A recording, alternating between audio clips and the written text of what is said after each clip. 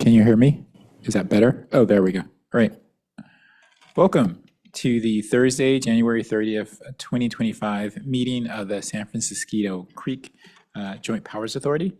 My name is Drew Holmes, the chair for at least another hour or less. With that, I'll do roll call. Director Abrica? Here. Director Stone? Here. Director Sway? Here. And Director Combs is here, and I'm going to leave the last roll call for Director Gaucher to say here, but also welcome herself. Thank you. Here. Good to be here. Good to be back, I guess. Yeah. Well, it is great to have you back. Thank you for joining us. With that, we'll move on to approval of the agenda. I'll initially open it up to see if there are any public comments on the agenda. Chair, I have a question. Can I ask a question? Yes, please, Director Shui. Okay.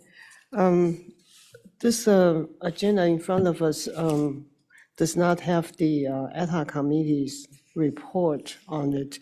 That was an item on the email version I received a couple of days ago. So I just wonder, was the item removed from the agenda or?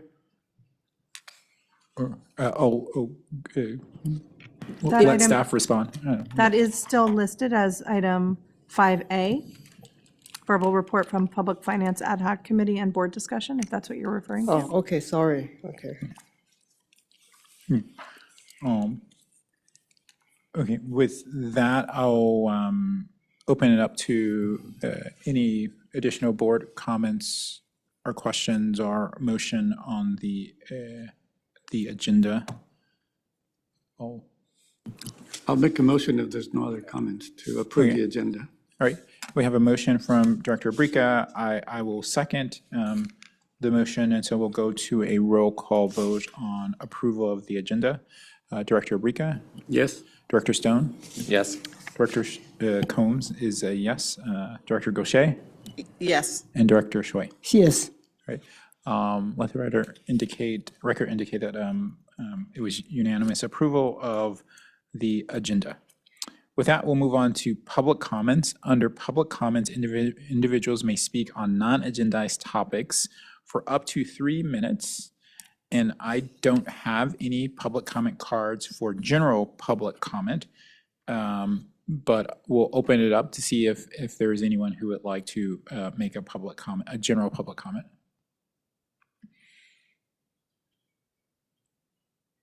Yeah.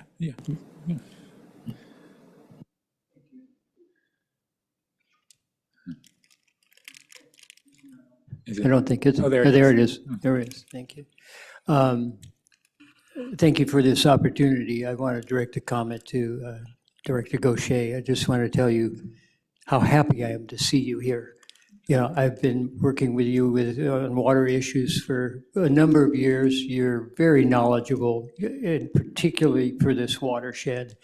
And I was hoping that when you got elected supervisor role that you would be picked for this place. And, you know, I didn't twist any arms, but I would have. So thank you very much for serving here, and I'm looking forward to spending more time with you talking about these water issues. Thank you. Thank you for the public comment. All right. With that, we'll move on to agenda item 4A, resolution reaffirming the SFCJPA's Reach to Project Design and Goal and documenting the JPA's members' concurrence. So with that, I will throw it to staff to provide additional information on this item. Thank you, Chair Combs. Just a very quick background.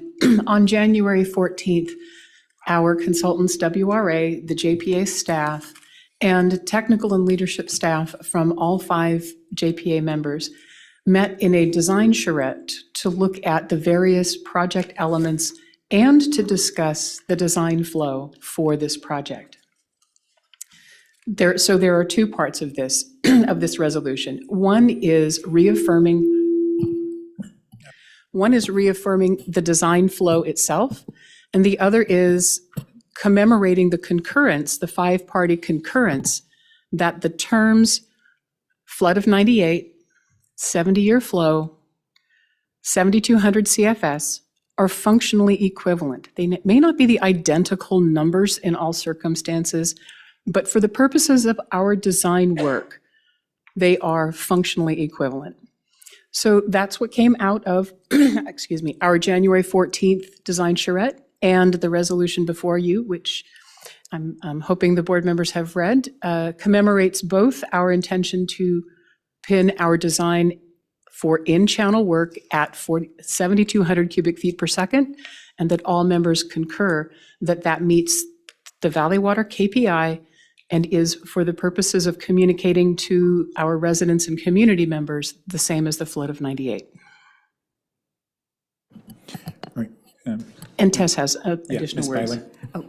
Just one tiny thing to add, you actually have two copies of the resolution in front of you because we had a typo in it. It said his goal instead of this goal. So that's the only change.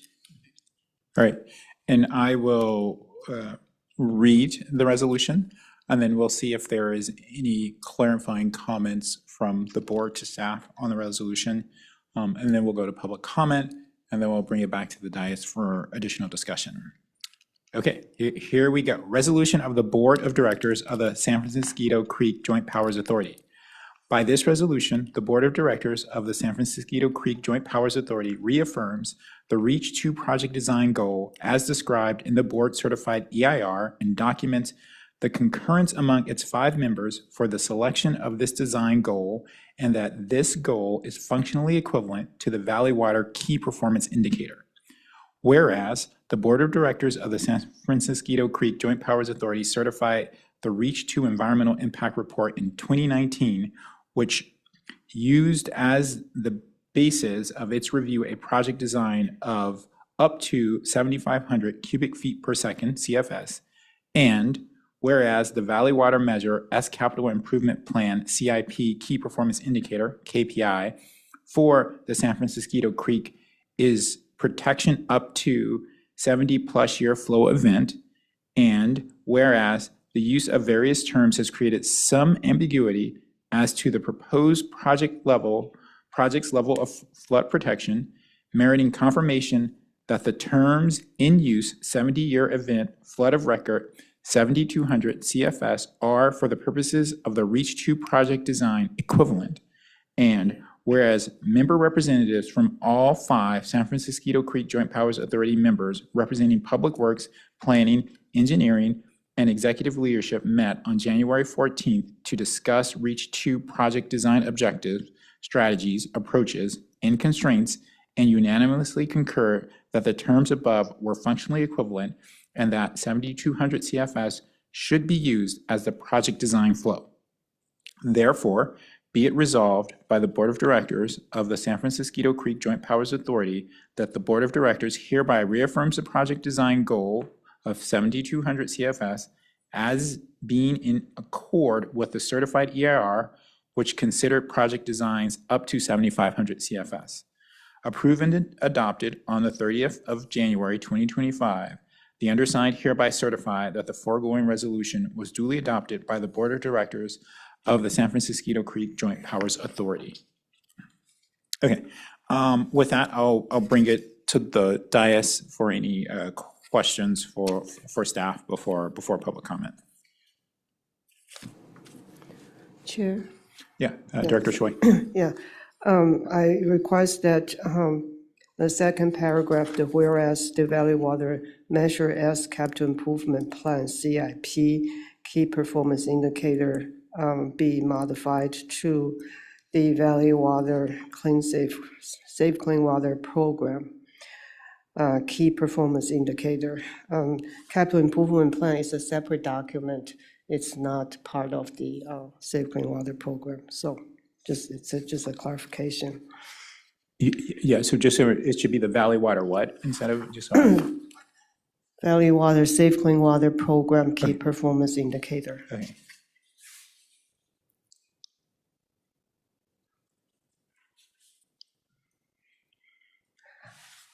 I have a question, but then I'll wait for the public comment first. Oh, for after the public comment, okay. If there's no burning board president, okay, let's just go to public, we'll go to public comment on this item. And so the first public comment card I have is Hamilton Hitchings. Hello, I wanted to speak in favor of this agenda item. I'm really glad to see Valley Water and JPA and everybody's staff getting together and on the same page. I think that's really helpful.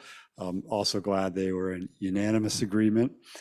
Just one comment as someone from Palo Alto. Our expectation is that REACH 2 includes the replacement or adding of a culvert to Pope Chaucer Bridge. If that was not the case, then all you would be doing is creating a lot of excess capacity downstream of Pope Chaucer, and the Pope Chaucer would still block the flow at 5,500. So I just want to make sure that something, whether it's a culvert or replacement of the bridge, is included within the scope. Otherwise, I think the folks in Palo Alto will feel like it's really a bait and switch because they're expecting flood relief and then they essentially didn't get any. Thank you. Thank you, Mr. Hitchings. The next public comment is Tom Rindfleisch.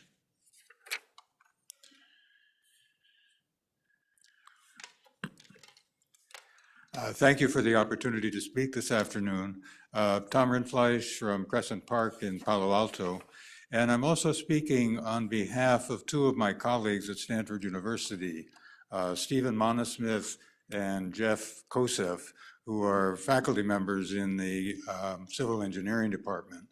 I've been trying to marshal as much in the way of resources to bring to this problem and to try to get to consensus and an expert, the most expert solution that we can come up with.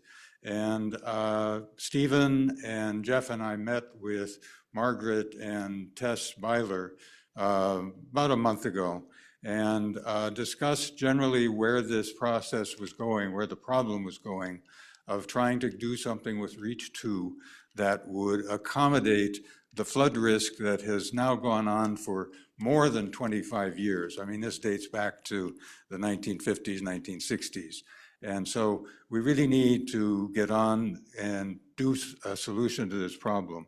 The goal of the 1998 flood level, whether you call it 7,200, 7,500, or 70 year, does not matter because there is so much uncertainty in what these flow levels are, in what the projection of whether it's a 70 year or 80 year or 50 year flood.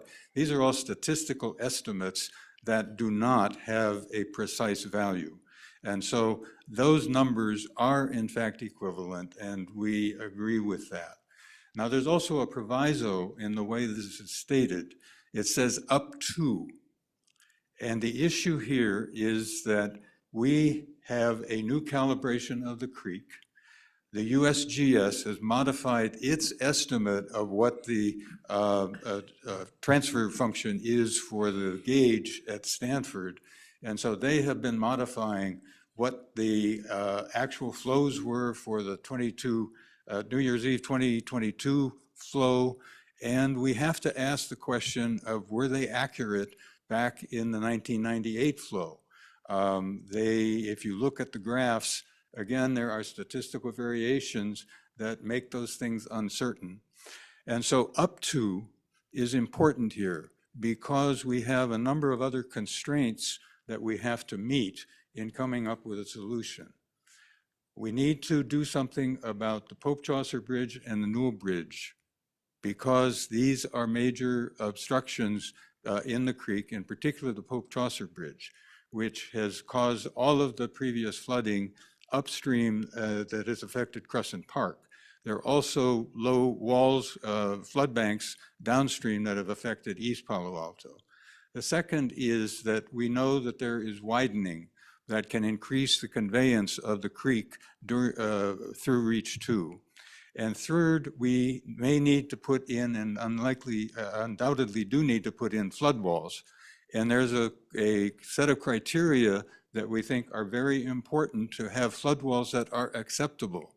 They probably cannot be higher than 3 to 4 feet.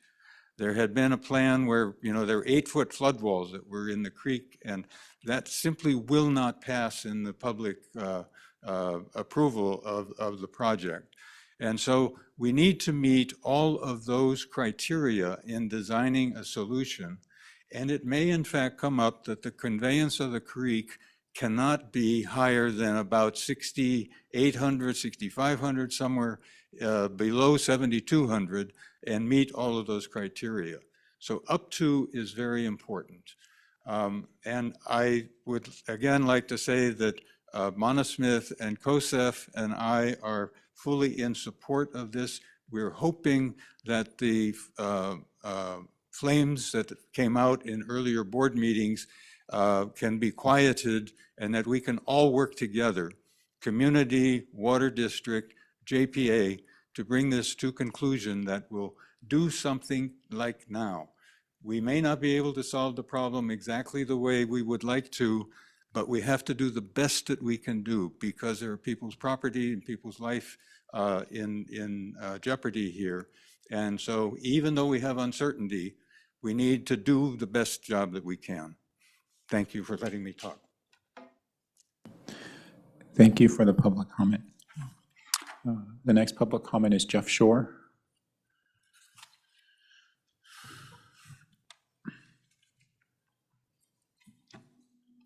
Good afternoon. My name is Jeff Shore. I'm a Palo Alto resident.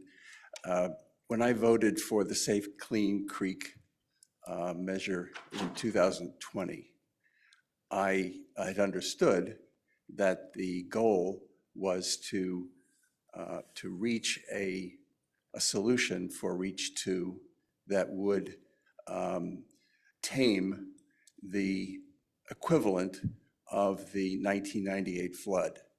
Since then, I haven't been disabused of that notion.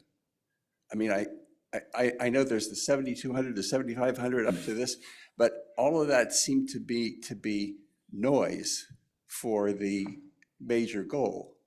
And so I don't see this resolution as being necessary from a public point of view, but if you feel that it would quiet later objections, then okay. I think it's very clear, and yet people are arguing about it. So let's settle it so we can all join together. Thank you. Thank you, Mr. Shore. Those are all the public comment cards I have, but I want to open it up and see if there are any other public.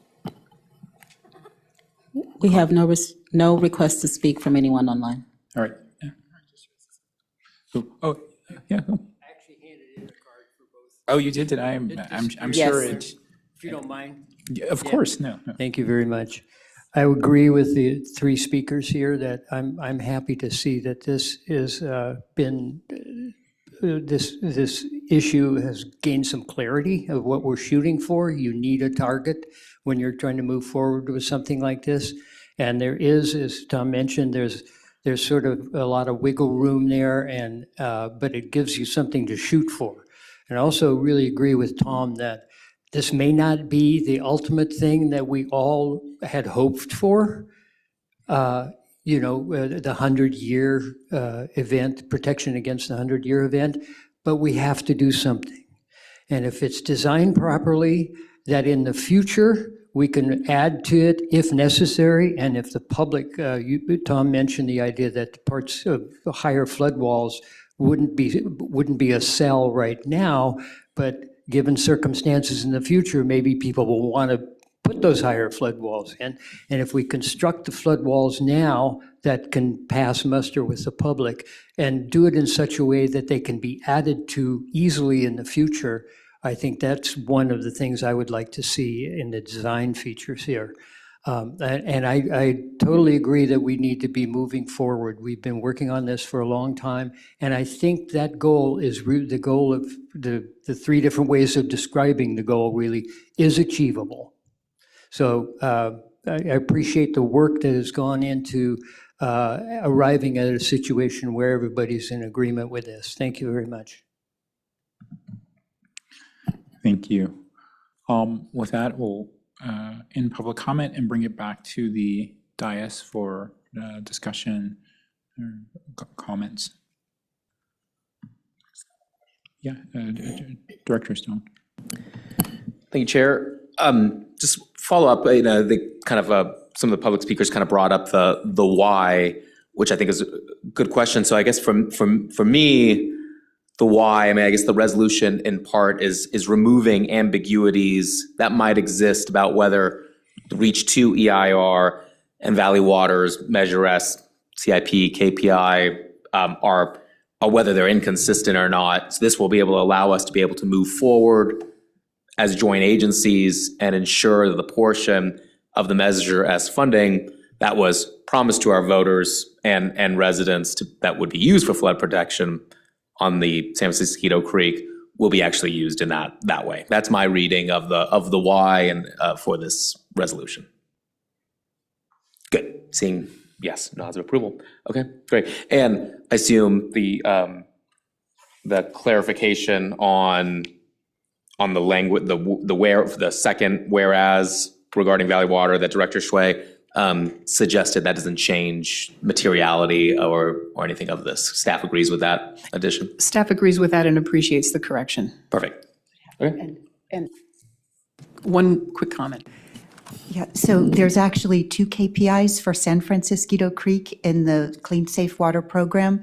And for this REACH, it is the 70-year flood. For REACH 1, it was the 100-year flood. So we will also add that this is related to the REACH 2 project. Yeah, Director Gaucher. I just want to say thank you. It is good to be here sitting on this dais. Just some historical, I'm from East Palo Alto with my former council member Ruben Abrica.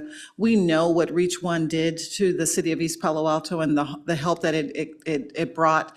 I live in the Gardens area that was impacted by the floods in 2012 and 98. And by the work that happened on REACH 1, it reduced the flood insurance in our area. So I am so excited to see this moving forward. I know it's been a long time coming. I'm hopeful that we can get a project that's going to protect our neighbors as well. And at the same time, as we put this project together, we don't want to cause harm. So we want to make sure that we're doing everything in our power to ensure that you're being protected and there's not any unintentional harm that's caused to any neighborhoods. But thank you to this board and to this organization for all the work that you continue to do to make our community safe. Director Shui. Thank you, Chair. My comment about this resolution is probably out of my not clearly understand the purpose of this resolution. So I read 2 things. Maybe I'm reading too much into it. I read 2 things into this resolution. One is, as our executive director explained, it's more of a clarification for the general public that really the goals and objective of the REACH 2 project is to provide flood protection that's equivalent to the 1998 flooding event. And that is exactly what's in the water district's Safe Clean Water programs KPI. So that it's good. I know sometimes we use technical terms and use numbers, but then the easiest thing to understand is exactly 1998 flooding event. So I fully support that. However, that I also read into, maybe it's the word that it's a reaffirm to this goal. I think the challenge this JPA board is facing right now is that, as we know, based on the data from 2022 New Year Eve flooding, that the project that's currently as identified in the approved EIR does not provide a 70-year flood protection equivalent to the 1998 flooding event. So that is the challenge this board is facing. So I want to make sure that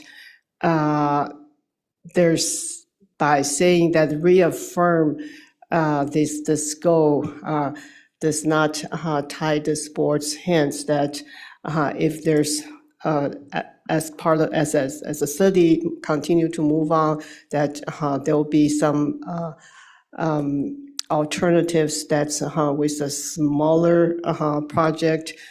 It will provide that level of flood protection that does not tie this board's hands, cannot do it. So before I came, I was thinking about exactly what Tom Wright was saying, that there needs to be these two words, up to. Adding up to, I think it solves the problem.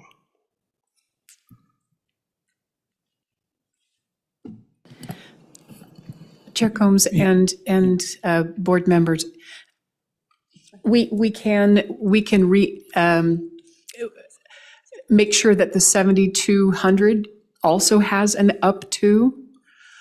The EIR, which is the basis for the project's design, has up to 7,500. So the 7,200 cubic feet per second goal is within our parameters from the EIR. To Director Shui's point, it would give the board some flexibility if we said up to 7,200. Others in the audience from the community have said there could be some steps, some interim milestones for the project. So we could consider a lower number, the board could consider a lower number.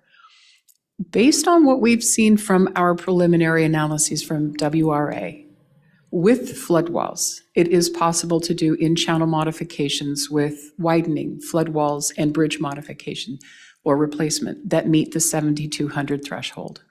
But it would maintain your flexibility to clarify with an up to.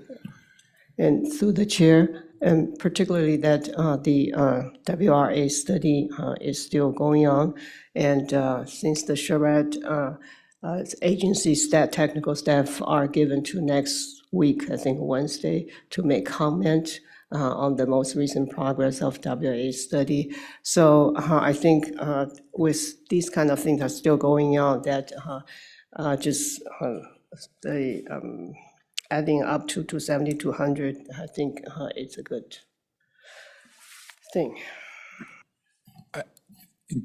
So if I could chime in, I think my question, because if you had, I think I hear the talk of flexibility for projects that might not meet that any sort of a progressive steps type of approach.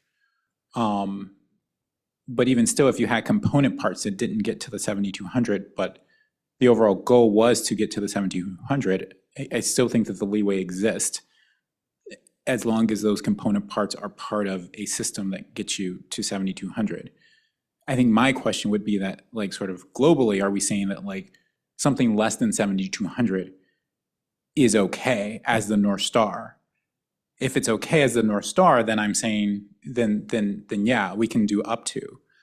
But if our whole idea is that, like, however you get there, however you build it, it has to get to 7,200, then I don't know that we need to do the up to 7,200, because that is the benchmark, that's the goal. But someone can correct me if I'm missing something. I think you're absolutely right. Yeah, it's just we don't know at this point that whether if we hold this 1998 flood protection, we may need to do a bigger project. And then, and that's been, I guess, my broken record for the several months. I kept saying that we don't have a project, we don't have a project. I don't, many of you don't agree with me that we don't have a project. What I'm trying to say is that if that's our goals and objective, we may need to do a bigger project in order to a bigger project, bigger than what's already identified in the EIR. So then that's, if we're committed to that, no problem. I'm just saying that since we're still studying it, and then doing this resolution at this meeting, it just seems like allow some flexibility is better. And then really up to 7,200 doesn't mean it cannot go to 7,200 or 7,500. So, but then on the other hand, I guess I'm going back and forth. On the other hand, that if it's getting things too complex, this is this board's resolution. We can always change resolutions ourselves. Yeah, so we shouldn't spend too much making it too complex. Yeah. Yeah, as we say on council, you really can't bind a future council.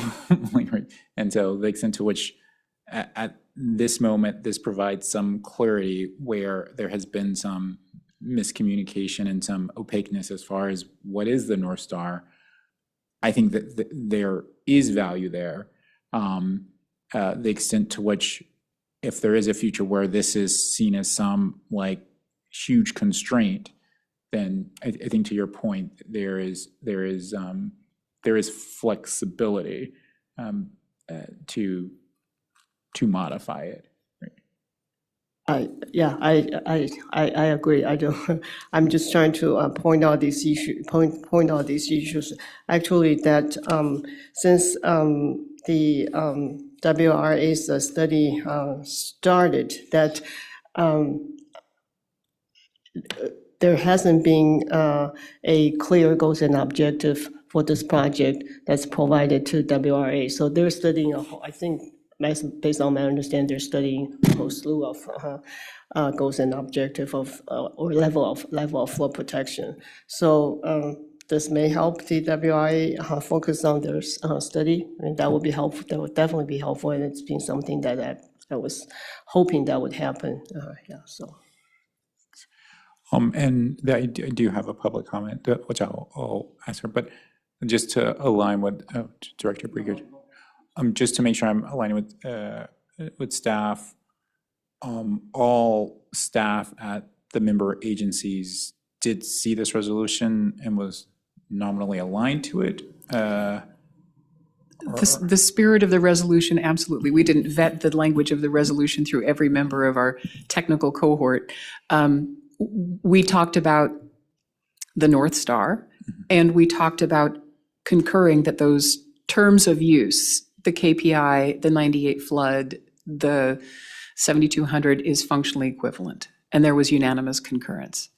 And on your earlier question, and to Director Shui's point, because of the 25% reduction in capacity, understanding the creek is that much smaller than we thought, yes, it will require a larger project. To get to 7,200. Yes, sir. Okay, yeah. Director Brika. Yeah, I'm in support of the resolution. I think simply to reassure the public that nothing has changed in the direction we were going. I think it is unfortunate sometimes words or people say things or write things, it creates ambiguity. I don't think there was ever any ambiguity. And so whenever there's an ambiguity, it's good to clear it up and move on. That's how I see this resolution.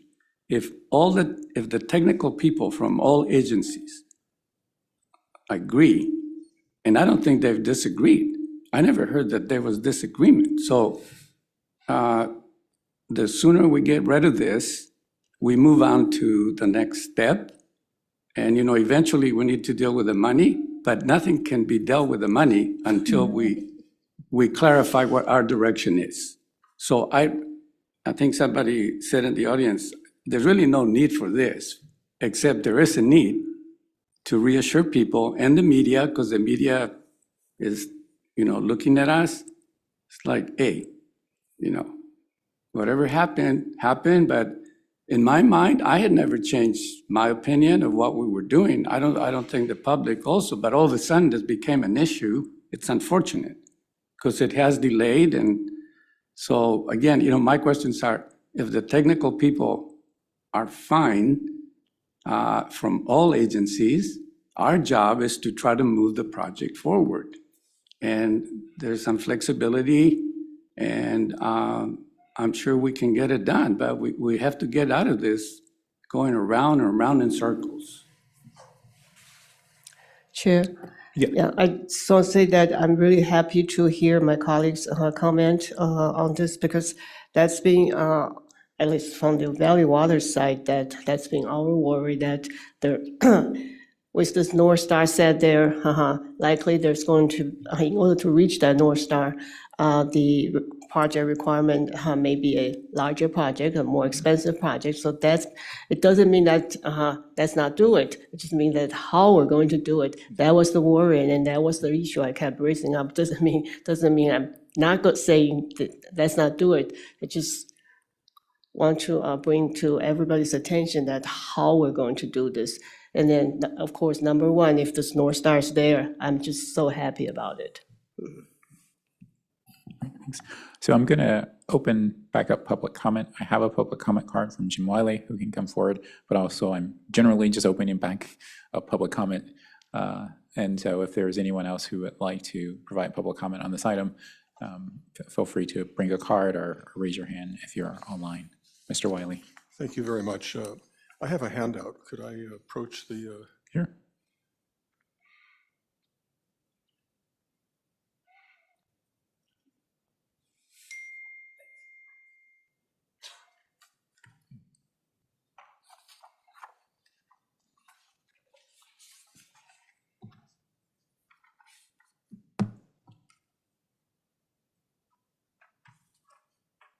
So what I handed out is a little brochure about the care of California native oaks, and with a nice diagram that shows that anything that happens within the root zone of a native oak can cause it to die. I've personally witnessed this happen repeatedly. Any grading, any trenching, the tree dies within 5 to 10 years, it falls over. Almost all the creeks in the Santa Clara County have no trees on them because they aren't the way things were done 50 years ago. So, ladies and gentlemen, I fully support the up to 7,200 cubic feet per second design goal for flood protection, but only if trenching for flood walls is excluded. The reason is clear. Trenching would irreversibly damage the root systems of California native oaks, which are not only vital to our environment, but also to the property values along homes on Woodland Avenue in Menlo Park, and the homes along Palo Alto Avenue in Palo Alto. FEMA-approved flood walls typically require trenching, but this is not an acceptable solution here. The extensive root systems of the heritage oaks that line the creek, which extend well beyond their trunks, make them especially vulnerable to soil disruption. I've spoken before about the fact that all the oak trees at the Menlo Atherton High School died within 5 to 10 years of the remodeling there. I've seen the oak trees die whenever a basement is dug. Within 5 to 10 years, the tree falls over. So if you trench and put flood walls on Woodland Avenue, the oak trees will all be gone in 5 to 10 years. Severing these roots will weaken or kill the trees, causing cascading impacts, not only to the environment, but to home values and community character. Homeowners on Woodland Avenue acutely understand this threat, and legal action, including a class action lawsuit, is highly likely if trenching is pursued. The financial and legal consequences of this route would delay or derail any flood protection efforts, costing taxpayers more in the long run. Fortunately, alternative flood control solutions exist, primarily upstream. Approaches like upstream retention basins can achieve the 7,200 CFM goal without endangering our historic oaks or the community's investment in their properties. These upstream solutions work with natural hydrology rather than against it, reducing flood risk without the destructive consequences of trenching. We do not have to choose between flood protection and environmental responsibility. Let's move forward with upstream solutions that safeguard both our homes and the irreplaceable native oaks that define this neighborhood. There may be ways to build flood walls that are not FEMA standard. The flood walls that were built at University Avenue out of wood was done by just drilling holes into the ground. The handout says that if you hand excavate individual holes and you avoid cutting the roots, you could put flood walls up that are similar to the flood walls that are working perfectly fine, made out of wood. They can be made out of concrete, but what you can't do is trench and cut all the roots. The trees will all die. So I support the 7,200 cubic feet per second goal as long as trenching is prohibited from a solution. Thank you. Thank you, Mr. Wiley, for the public comment. Is there, since we've reopened public comment, is there anyone who hasn't spoken on this agenda item who would like to provide public comment? All right, seeing none, I'll close public comment on this agenda item and bring it back to the dais. Open to additional discussion, a motion, or however the board wants to proceed.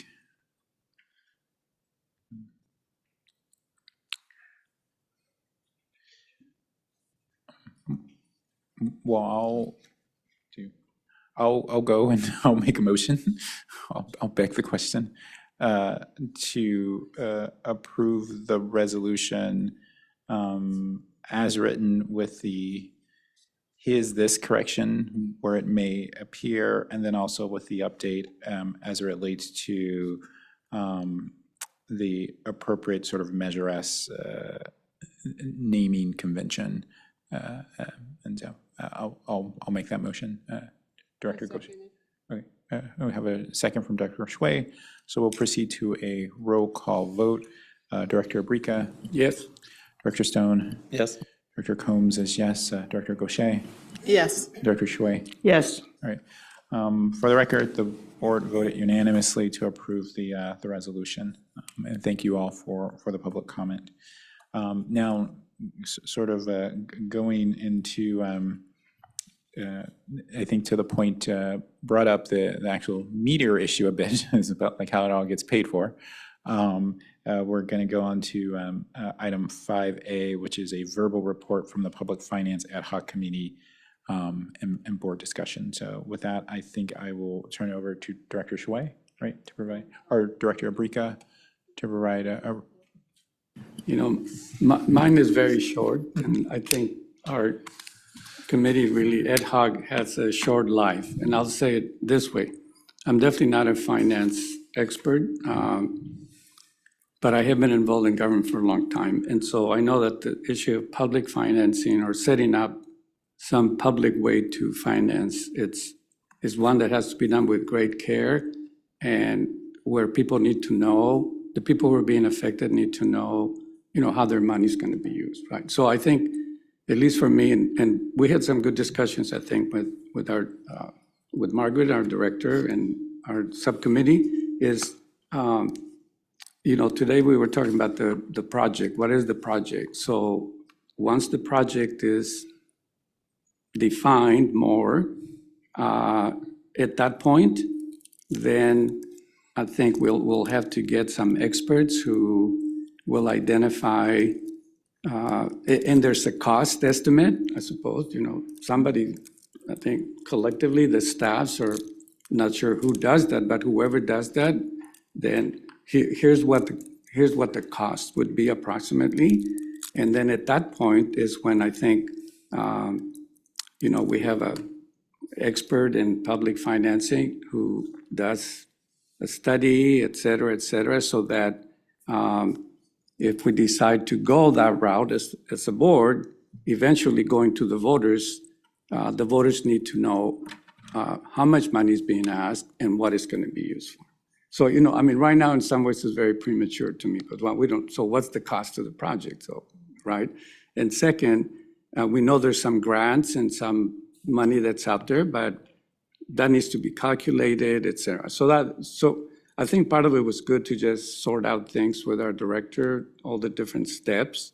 And so that's why if you notice on the graph, and I think board members Shu and Margaret put together the graphs, which I agree with, and the blue indicates what I was saying, the step of defining a project, coming up with some estimate, and then all the other steps leading to potentially put it on the ballot are in gray because we need to define this, and then I think there could be a timeline if we agree to do it.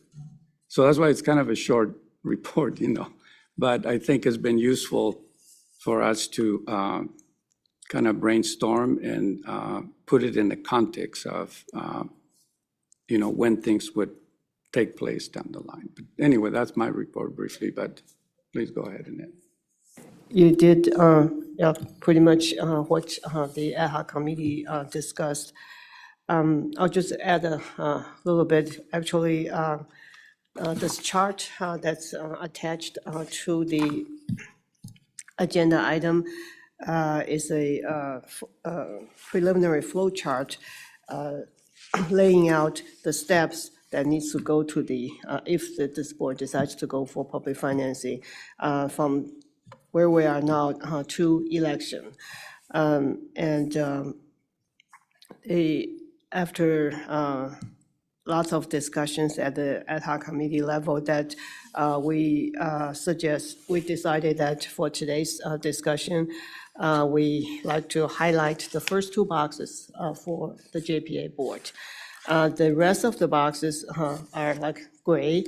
There's still important things to need to be done before the final decision can be made for public financing. But the reason that they're gray right now is that without the first two boxes clearly defined, the rest of the gray boxes cannot be decided. So the first box says JPA clarify project goal, which means level of protection. I guess we probably did that just in the previous item. And then based on this level of protection, there needs to be a permitted and community-supported project to achieve the level of protection. And this is what the key for determining that what's the project cost, what's the area that's damaged, and what's the area that's going to be benefited from whatever this project that's already permitted and with community support. And then with that kind of information, then we can determine that if we go to the voters, are we talking about the direct beneficiary, meaning that residents who live within the floodplain and then because of this project is going to be removed from the floodplain? Or we're talking, this is like brainstorming idea, I'm not just saying concretely that's it. So that's one end. The other end, it can be that entire much larger area will benefit from this project because people travel on city street to go to work. Then without flooding threat, then that's a kind of a benefit also, although it's not direct benefit. So having a project that can give us those information, and then based on those information, then we can go to the next step. As Director Abrika explained that at the end, there are many consultants who this board can hire and then come in and then help this board in setting up all the structural details that are needing to put things on the ballot and go to the voters. But then these consultants, they'll ask us the same question. I just use as an example that, for example, that the consultant will definitely ask that which beneficial area that you're looking at. And it's this board's decision. It's not the consultant's decision. So that's why we think that at this point that it's probably premature to talk about putting things on the ballot. We really need to focus on defining what is the project, what are the features, who is benefiting, and then based on that, we will know the exact project cost, not exact. We can have a good estimate of what's the project cost, and then pursuing federal funding, state funding, and local funding. The gap can be for public financing. Because if I were a voter, I would definitely ask, did you ask for federal funding? So those things needs to be pursued and then have a concrete answer when we go to the voters. So that's the purpose of this flow chart. And so the ad hoc committee's recommendation is that that's focusing on what is the project, and then work with the community, work with regulatory agency, and then really have a permitted and community-supported project before the rest of things can fall into lines. Thank you, Director Abrika and Director Shui. So we'll go to public comment on this item, and so it's not an action item, so there's nothing for the board to do or vote on, but I'll open up for public comment and then bring it back to the dais and see if there's any questions or further discussion from my colleagues. I have no request to speak. Sina, and I don't have any public comment cards for this. Yeah, please, yeah. I don't think I put this item on my card that didn't show up, but I wanted to just, Director Abrika, you may remember, and I think I'm right, that 10, 15 years ago, there was a consultant who did some work on this and presented, I can remember a board presentation that had something to do with the consultant said, this would probably work in your case and this might not, here's the best option. And they didn't go into great detail, but there was significant sort of direction posed, when we were also looking at this. And I would suggest that maybe, I don't know if we can find that information. There was a presentation, as I remember. Are you recalling the same thing? Yeah, and it was focused on Reach One. Yeah, it was, but it was about the idea of doing public benefit districts and things like that. Yeah, and we did have a presentation last year by the legal people, if you remember. Yeah. Right, it's kind of like all the different options, right? Yeah, this was a consultant, yeah. Well, I was just. But, I think the key is still to say this project is going to cost $15 million. And so then how much, who's going to be, that's the part that, a consultant or someone could help us with that. Absolutely, when you get into the details of it. I'm just thinking that for general background information about what might work in our situation or not, it might be useful to try. Might be useful to look back, although it may be outdated, but there was something like that, you're right. Okay, thank you. Yeah, thank you. Yeah. Can I add Of course. It's kind of related to that. The committee would actually, when we started, we actually looked at available mechanism to JPA related to San Francisco. So they are mechanisms that JPA can use. So it's not like there's nothing available. There are things, the couple of things that we looked into, JPA can use. However, based on our discussion, we're going backwards that we have to have a project before we can use those mechanisms. So it's not like that mechanism doesn't exist. We've looked into it, and then I think JPA previously have a consultant come in and do that. And at Valley Water, we also have documentations on studies related to that. So there's things available for JPA to use, but without a clear definition of project and then the estimated cost of the project and then who benefits from the project, it's hard to jump from here to a ballot measure. Thank you. Any additional comments or questions from the board on this item? I'll just say thank you. Oh, sure, Director Stone. Just one, I guess there was no discussion of when a goal for when the ballot measure would be placed on the ballot. I would hope 2026, but. No, but see, this is where we feel like first, this is the project, make an estimate on the money, and then define how that's going to be paid, and then potentially then convince the public that it's worthwhile, hear from the public, and then look at a potential election. Because if we start talking about setting an election at some point, but we haven't communicated to the public the amounts and how it's going to benefit them, you run the risk of people just automatically saying, well, wait.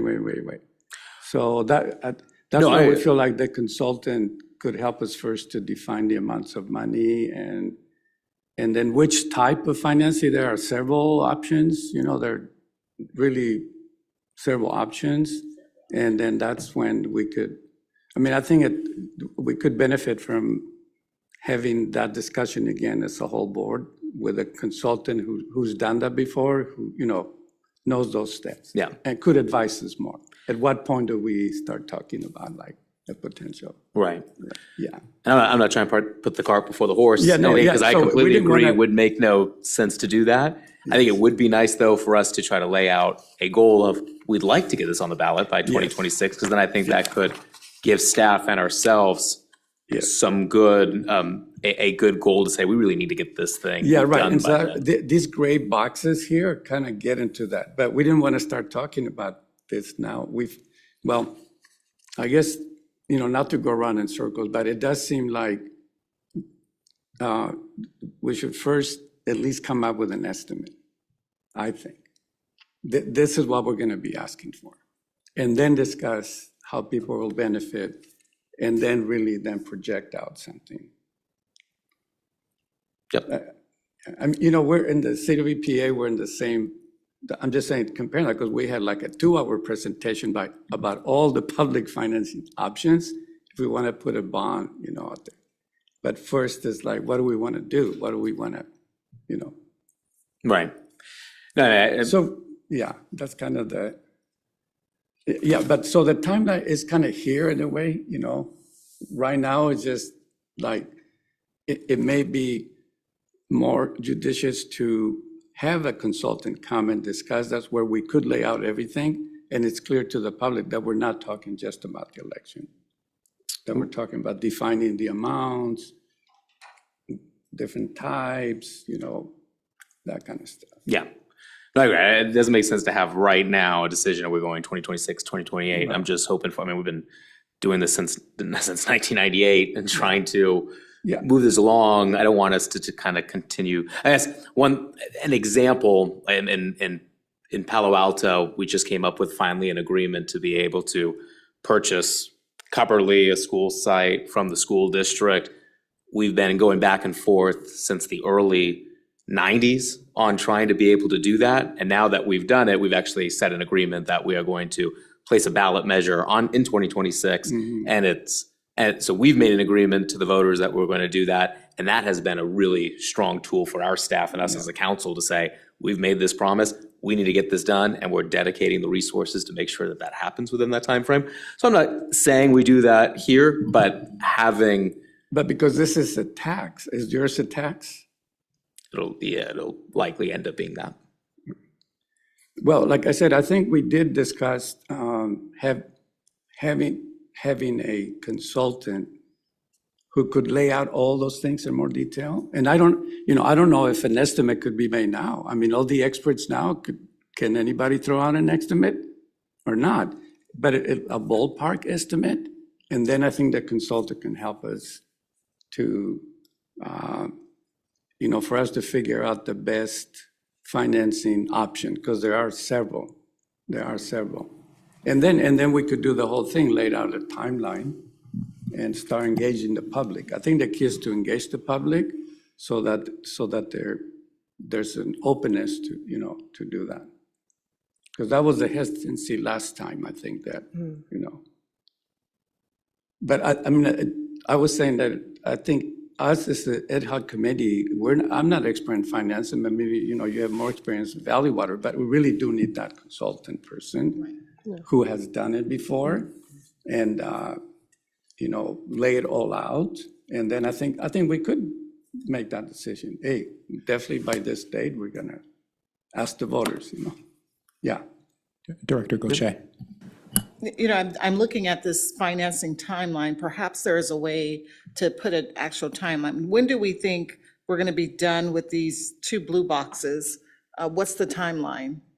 So that we're working towards a goal. I think that's what I'm hearing. We'd like to have a goal. We don't want to be sitting here 2 years from now, 3 years from now, still trying to figure out how we're going to get this financed. And the public has waited a long time. People are waiting to see this solution. So maybe we look at this and say, these 2 items we're projecting will be done by whenever, and really make this a timeline so we can get to the point where we know what finances look like. Because I hear you bringing someone in to talk about what the funding will actually look like is going to be important. What's the appetite for the public for supporting anything? So that will be ideal for me, trying to figure out what what we're estimating this is going to cost, and then figure out how we're going to finance it. But can we put a I'll just add to timeline on that. this? I'll just add that we did have a presentation, but that presentation was really more of a legal one. You can do this, you can do that, you can do this, you can do that, leading to an election. Well, we needed the financial part in terms of breaking down the amounts of money, how big is the territory that's going to be covered to have people contribute, that kind of stuff. So, yeah, I think the sooner we do that, the better. And at least some ballpark estimates, I don't know. Yeah. Chair, can I? Yeah, I just want to add a comment on top of Director Abrika just said, that what he said was that he thinks it's number one important is that having a reasonable cost estimate of what this thing is. Yeah. And then in order to have a cost estimate, we have to know what the project is. And then so if our goal star is 7,200, and then we do need to do a 25% larger project for that, that takes time. I know we're all anxious. It's the 1998 flooding. It's been 25 years. We're all very anxious. But then we do need to spend the time and then do a good job to know what is the project. It can be, and that's my anxiety for the last 6 months. And I keep saying this, maybe I'm not explaining myself well, but it's we have a challenge now that in everybody's head, that project does not provide a level of protection reaching this North Star. So if we do need to do a bigger project, it's going to cost time. Putting the money thing aside, it's going to be longer. And actually, when the first version of this actually have a timeline on it, just to be, and we discussed that maybe it's not helpful for this discussion, we took it out. But based on my experience, I've worked enough projects in my career that if we can do this first part in 2 years, I think it's moving in a very, very expeditious way. And also that, remember that if we're asking public for financing, the project has to be a public support project. And San Francisco Creek, it's a natural creek. It's probably the last continuous natural creek with natural habitat. We have to do a good job. We have public comment about this oak tree and flood wall on a regular basis. And I worked on San Francisco Creek years ago that I have enough comment made to me that don't you put this on my backyard, over my dead body, that kind of comment. So it has to be a public support project. And ideally that if we're going to put something on the ballot, we need a public or citizen volunteer group out there to sell this program to the voters. Staff cannot do that. We can do it, but then a citizen group will be the best prospect for anything to be successful. So I know we're all anxious, but it's really important that I kept saying this, we have a permitted, which is all the regulatory agencies, just because this is a natural creek, and then a public support project. Through the chair, I just have one question for staff. I know what's the timeline? How long does it typically take now we have a resolution, we know what we want to do. How long would it actually take typically to come back with an idea of the project, then get into the cost? So I'm going to start my answer, and Tess will probably chime in with some more. What your resolution before you today is, it's not what we're going to do. It is just, here is a very important performance characteristic of this project. It's not the only one.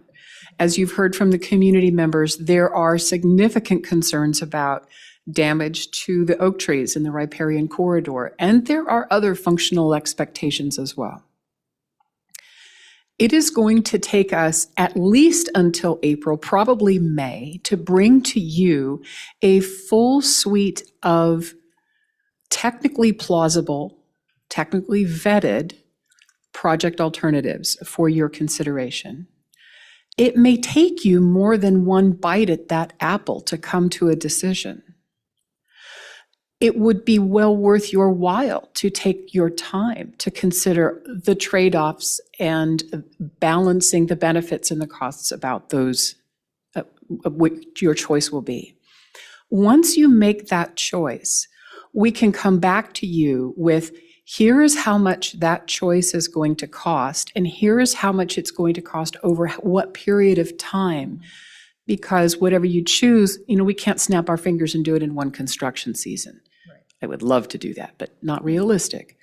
So spread out over time, the costs will also be spread out over time. And the benefits will be apportioned north and south of the creek, of course, depending on who is exposed to flood risks and whose risks are going to be mitigated. So you will probably want to weigh all those factors in your decision about how to proceed with financing. It will be part of that landscape of decision-making. So in terms of schedule, I would say look for your first next step to be May. May or June? And well, like I say, probably May, but more than one bite at the apple if necessary. I don't want to rush the board into a decision, but provide as much information as you need to make a decision you're satisfied with. After that, I think it's a little hazier. Tess, did you want to add anything? So, I would suggest, because we had a little bit of that discussion, but that's definitely the question. And so I think it is really, I would say our staff needs to put together that timeline. Right. So, okay, so April, May, something comes back, we look at this, and then after that, maybe when do we get a consultant to then start looking at that? So that's what I'm saying. As far as I'm concerned, our ad hoc committee, I'm finished. Because I'm not a finance person. Right. Now it's really our staff to say, we're going to bring you this, so you decide, and then bring the consultant and work off of that. That's where I see it. And of course, we do have people within all the 5 agencies that have experiences, whether it's finance or whatever, that they're the group that can help us to structure this and be able to move up to the point where we do a timeline for the ballot or something. So in other words, I don't want to delay this by saying, ad hoc committee, go back and, no, I don't want to do any more of that. I think it's up to our staff, just like Margaret is saying right now in response to Lisa's question. So bring us something in whenever, April, May, and then we go from there. The public can also start, giving us feedback, et cetera, and then I think we can keep moving. Yeah. right, well, Ms. Byler, were you going to say something? I was just going to kind of clarify exactly what is going to be presented to the board. So what the design team has been doing and working with all our member agencies is we've got the universe of what is theoretically possible. Those are being vetted into what is feasible. So that's, think of it, big top, culling it down to feasible, and then evaluating those feasible alternatives and comparing them to see which one is going to look. We will just provide you guys with the information, and you guys and the public will be able to pick which of these feasible alternatives works, and it would be part of this vetted overall holistic plan that we're looking at right now. And then I just wanted to say one thing about permitting. On this one, it says it's permitted. So after you guys pick, the alternative, then the design team will flesh that out to a 30% design. If there's already 30% designs going for that particular element, it'll be pretty fast. But we can't permit something unless we have a 60% design. So there's a little bit more timeline for that. So just laying it out in maybe a little bit more different terms or a different way of understanding it. Thank you. Chair, can I ask a question? Of course. So you mentioned these feasible alternatives. Do all the feasible alternatives provide 7,200 CFS flood protection? See, that's the crust of our challenge. We have to spend time on that. Oh, I hear that. Yeah. I get that. Yeah, so it's in 2 months, we're not going to have a alternative that's providing so you're going to give us several alternatives, but then some of them do not provide 7,200 CFS protection. Is that correct? We'll have one at least that will provide 7,200, others that may be close, and then others would be left for additional actions in the future.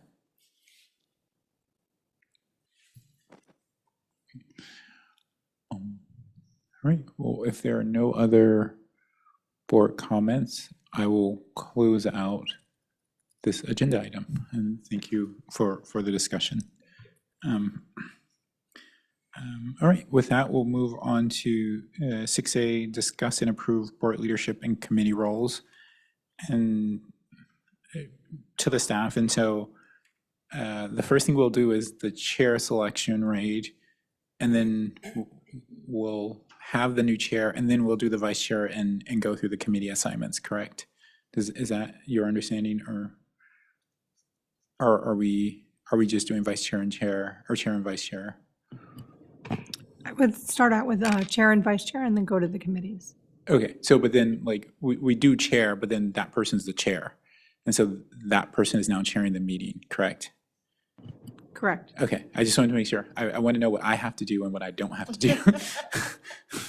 And so that's what I want to be clear about. All right, so I only have to do the chair. I guess I should have framed the question that way. And so, all right, so we're going to go to 6A and discuss and approve board leadership and committee roles. Does staff have some information it wants to add here, or?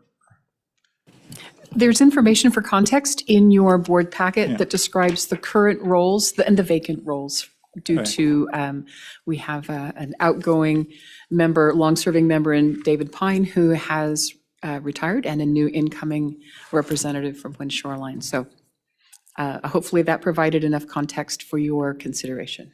Okay, all right, cool. So I'm gonna, so now that we're in this agenda item, I'll open it up for public comment. Or should, yeah, I'll just open it up for public comment so we can get that part out of the way to see if there's anyone who'd like to provide public comment on this item. We have no request to speak. Okay, so then we'll bring it back to the dais. And before we get in, and so then I will open it up for nominations for chair. But before we go that, I have two comments, if you grant me some grace. One to say, a couple of months ago, I called the executive director and I said, I think I know I said I've been chair for 2 years, and so we need to agendize a chair transition or change. And she's like, no, you haven't. You've only been chair for 1 year. And I was like, are you sure? I said, and so we went back and forth. And at the end of that call, she had convinced me that I had only been chair for 1 year, even though I was certain that I had been in for 2 years. And then, I don't know, an hour or so later, she texted me and says, yes, you have been chair for 2 years. We do need to agendize. And so I'm happy it was a great honor to serve as chair for this board. And I'm also happy and a great honor for me to transition it onto who's next. I would just say one thing before I open up to nominations is that as we're talking about what is the North Star and public financing, I do want to reiterate what I think of as the centrality of the JPA when it relates to the relationships and engagements between the member agencies. I do not think it works, or it's a model that we should pursue, and one where there is this cross communication and engagement between member agencies about the creek and about the JPA, of which the JPA is not the center of. And so when I switch to being a director and not the chair, I will always be of the opinion that if there is some engagement that doesn't have JPA at the center of it about the JPA, then that's the one that I'm going to take a really skeptical eye to, of what is that trying to achieve by doing an in-run around the JPA and the staff. Just what I wanted to share as I look to transitioning out of the role, I think we have to focus on, it's a lot still to be achieved. I had hoped we would be further along when I began as chair, but we'll still excited to see what we have to do as I continue to serve on the board. And so thank you. With that, I will open it up to nominations for chair. Vice Chair Stone to be the chair. Second. Okay, so we had a nomination from Director Shui for Director Stone to be chair, and a second from Director Gaucher. And so with that, I will do a roll call vote. Director Abrica? Yes. Director Stone? Yes. Director Combs? Yes. Director Gaucher? Yes. And Director Shui? Yes. Right. Well, congratulations, Chair Stone. Okay. So then I will switch it to you to chair the remainder of the meeting. All right. Well, thank you, and I appreciate the nomination, Director Shui, and the second, as well as support from all my colleagues. Really an honor to be able to be here, and I'm glad I was able to learn from you, Director Combs. I'm not sure, during this time. So I feel ready to get to work and looking forward to working with staff more and the rest of the public to be able to advance these goals. And I'm optimistic we're going to be able to get something done. So thank you. All right. Well, then now let's switch to the nomination of the vice chair. Do we have any nominees? Through the chair, I would nominate Board Member Gaucher to be the vice chair. I think having someone from the county, either way, alternating over the years, I think has been a good combination. So that would be my nomination. I'll second. Okay. And I assume you accept the nomination? I will accept. Great. Any other nominees? Great. Hearing none, let's take the vote. And I guess I got to get used to. This is a little different. All right, Director Abrica? Yes. I'll say yes. Director Combs? Yes. Director Gaucher? Yes. And Director Shui? Yes. Great. That's unanimous. Welcome aboard, and congratulations on your promotion. Okay, and then 2024 standing committees. So we have Finance and Personnel Committee? Okay. And the Aqua JPIA representative. okay, yes, thank you, sorry. Okay, well, are there any I guess what the best way to do this, we need 2 for finance, 2 for personnel, and then 1 for, a good way to say that one. It's a long acronym. So Just to clarify, the Aqua Association memberships, we have 1 board member who represents, and then we have 1 staff member who has been test filer, and she has agreed that she will continue to be representative. Oh, great. Okay. So then the director is just the alternate to that. Correct. Oh, good. Well, thank you.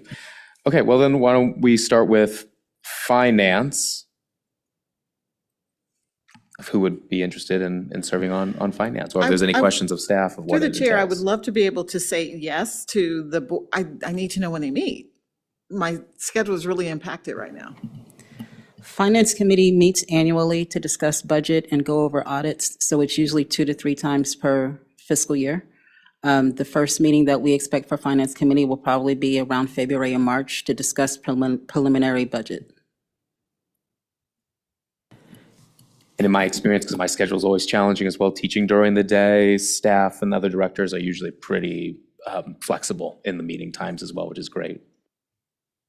Okay, so that's 1 volunteer for finance. Anyone else? I'm happy to volunteer. Excellent.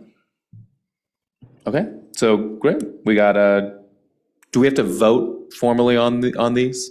You should vote, but also it would be best practice to take public comment on these items. Yeah, perfect. We will. Wanted to see if we can get our lineup first. Okay, and then Personnel Committee? What's the role of Personnel Committee?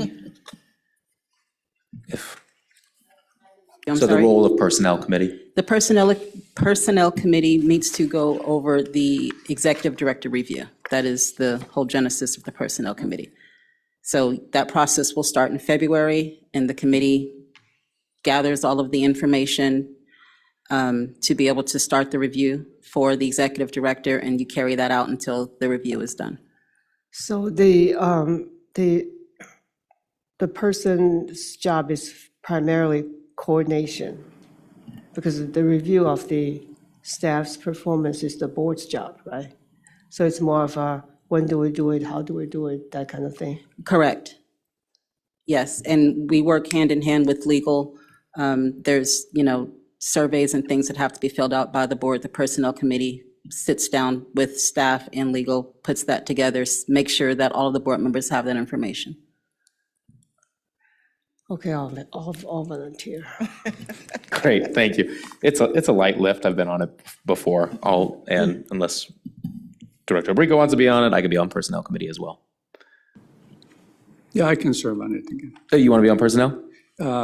Although I think usually. Brown Act, we could only have It's good 2. to have the chair, no, but I'm okay stepping aside. I've been doing it a few years, I Okay, think. then it'll be me and Director Shui, and then do you want to be our Aqua alternative? Okay, great. So there's a lineup. Before we do vote, we'll open it up for public comment.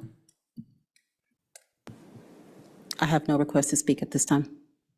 Okay, and see no one in the audience, then let's take the vote. Director Abrico? Yes. Director Combs? Yes. Director Gaucher? Yes. Director Shui? And I'm a yes. All right, unanimous. Set our committees. Thank you.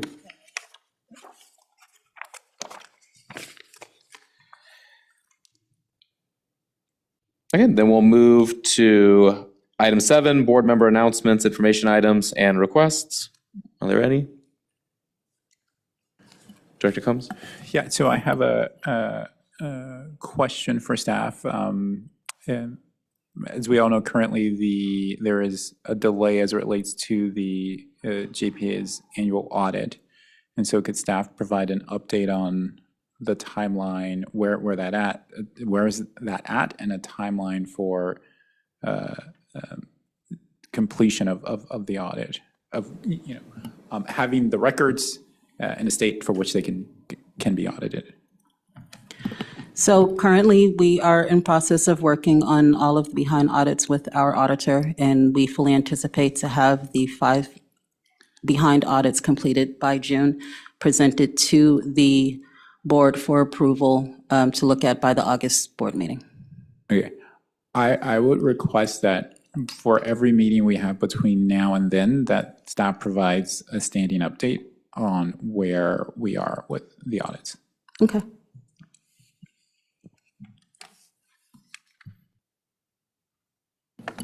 Okay, any other directors? Okay, seeing none, then we are adjourned. Thank you, everyone. Have a good night.